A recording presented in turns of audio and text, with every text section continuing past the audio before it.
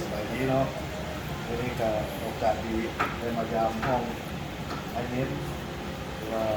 พวกเราสิเฮ็ดขั่วผักบงกิน ขั่วผักบุ้งไฟเด็ก ขั่วผับงนี่ก็มีผักบงจำนวนนึง พูด ที่ เป็น ว่า คู่พูด เอามาจากตลาดสด ต้มไก่ได้ สิเฮ็ดขั่วผักบงแซ่บๆสู้ไอเน็ตไอคำแล้วก็หมู่เพื่อนกินสิใส่เกลือเอาหลายไม่เล่นเกลือให้มันเค็มเนาะ น้อยกันจากน้อยพวกเรามาซีนกันได้จะมาซีนกันแซ่บๆโอเค ตอนนี้เอาอย่างลงเลยแล้วนี่มีอย่างไร ตอนนี้มีอันสิ่งที่ลงไปแล้วก็มีหัวกระเทียมทุบเนาะขิงซอยคุณเตี้ยเอาอย่างนี้แล้วก็บักเห็ดซอยผ่าครึ่งเนาะอันเอาซอย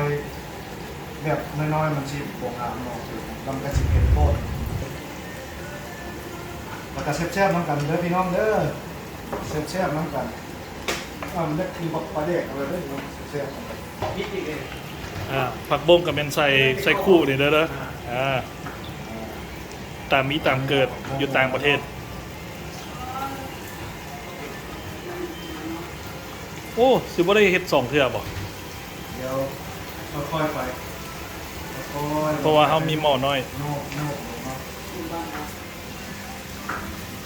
โอ้ผักบุ้งอินโดนี่ก็คือกับผักบุ้งลาวเลยเนาะ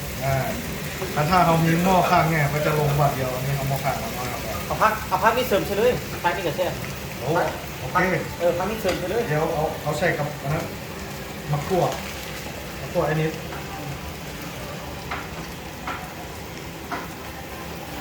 บึงเนาะโอ้เป็นแต่แซ่บเลย แซ่บเด้อพี่น้องเด้อแซ่บ